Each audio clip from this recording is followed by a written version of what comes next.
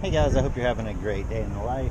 I'm here at the Baltimore Harbor and Waterfront, and today we're going to take a quick tour of the U.S. Lightship Chesapeake, and we're also touring some of the other warships of the area, including the submarine Torsk, which is just further down, the Coast Guard cutter Taney, and hopefully a wooden ship, which is also nearby. So come along, let's head on board the Lightship Chesapeake.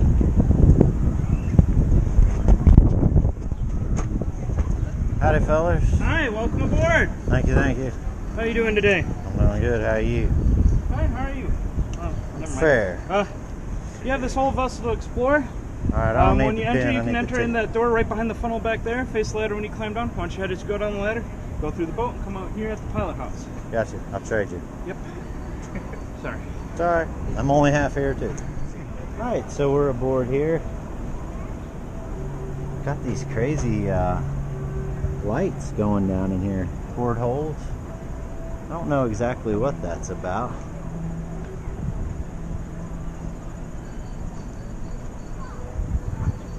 I suppose these are where the lifeboats would have been positioned in these big divots here. Would have raised and lowered lifeboats.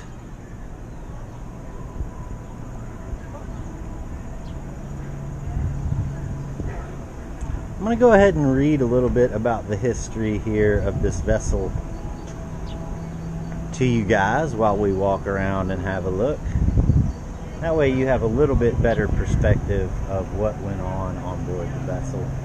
And I'll interject some here and there as we're making our tour through the vessel itself. Attention! To ensure your safety, please turn and face all ladders. Adults should go down ladders before children.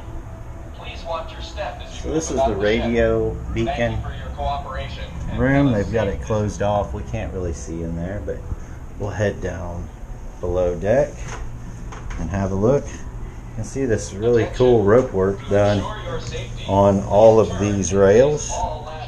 Some sailor had a lot of time on his hands and did all this beautiful braid work coming up and down all the rails on these ships so you would keep a grip. This is Lightship number 116, the Chesapeake. It's now a National Historic Landmark. Thank goodness for that. Look at the officer's wardroom in this place. Wow, swanky.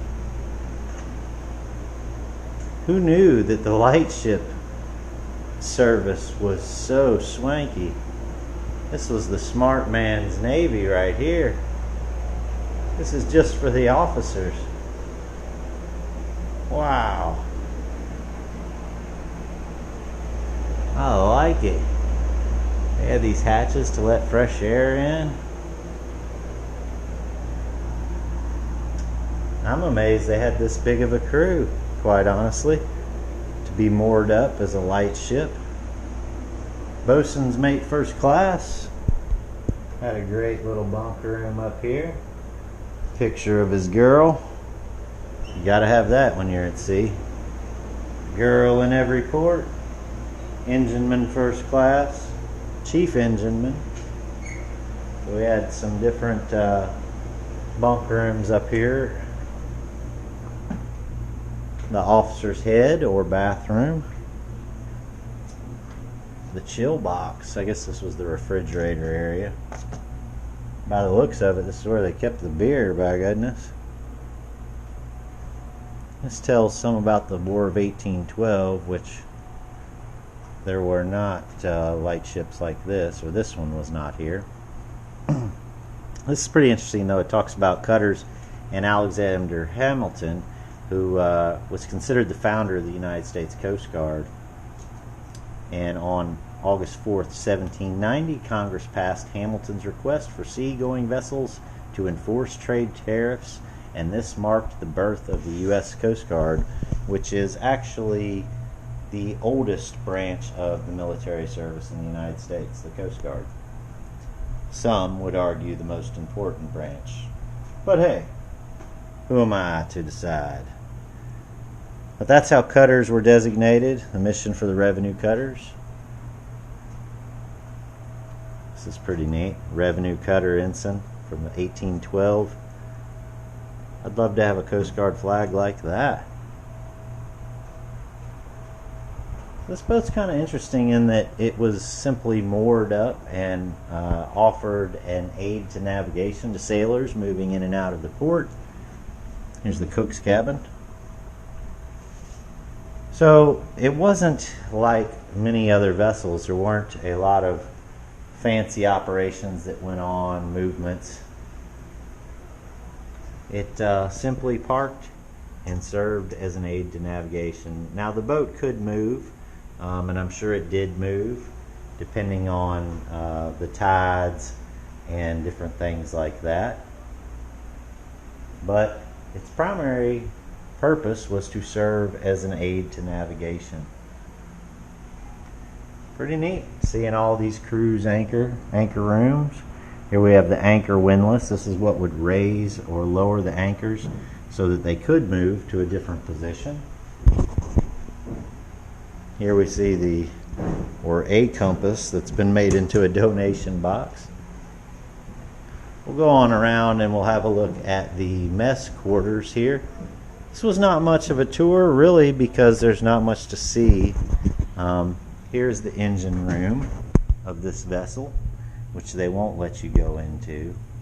But this was run by a diesel electric system with 4 main engines turning 4 individual generators, and they in turn supply the electricity to the boat. So pretty neat. They also powered the main prop. They could move this boat at a top speed of 9 knots. So not very fast, probably the equivalent of about 10 miles an hour. This appears to be the crew mess.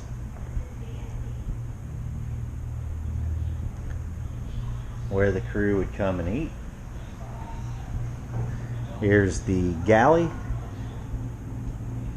where they would cook meals and clean up after the crew.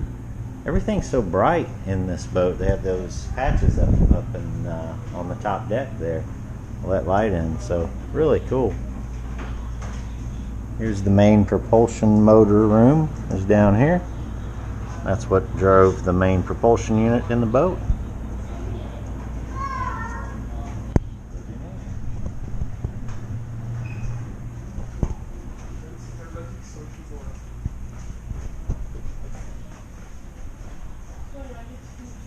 Diagram of the layout of the boat. They had trim tanks, freshwater tanks.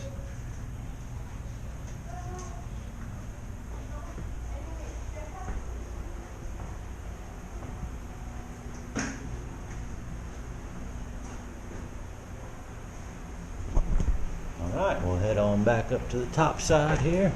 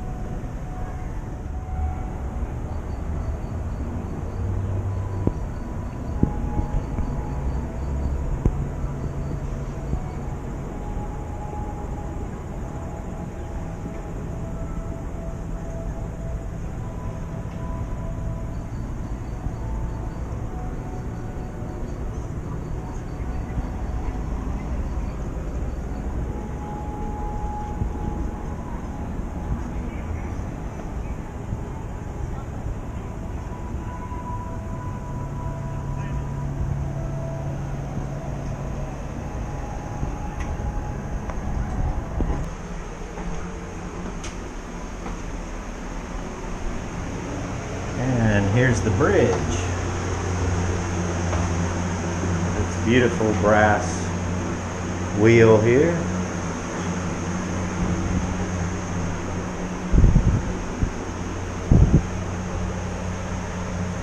This is how you would increase the speed or decrease the speed.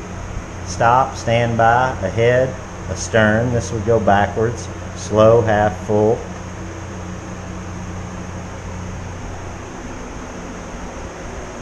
Here we have the compass rose in here. They can keep track of their bearing.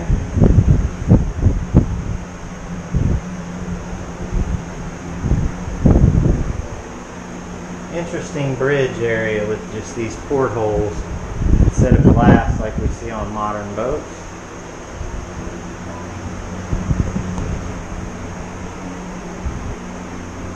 This was the radar unit, so they could keep track of coming and going vessels. This is the piping unit, where they could talk into this. This pipe would go straight down, probably to the engine room. So you could speak into this pipe like this. Call in the engine room. Call on the engine room. And the people down below could hear you through a similar pipe that came out down there. Pretty neat. Here's another pipe right here where you could yell up into that pipe, and this pipe would go up to above us to the lookout. So the guy who was up on the top serving lookout could speak to the guy who was working the wheel here. And vice versa, the guy who was working the wheel could speak through this pipe and talk to the guy who was up on lookout up above. Beautiful vessel. I hope you guys enjoyed coming along on this tour of the Lightship Chesapeake. I've got some other tours of vessels in the harbor going up soon as well. I know this was a short video, but thus is the day in the life. Hope you have a great day. We'll see you next time.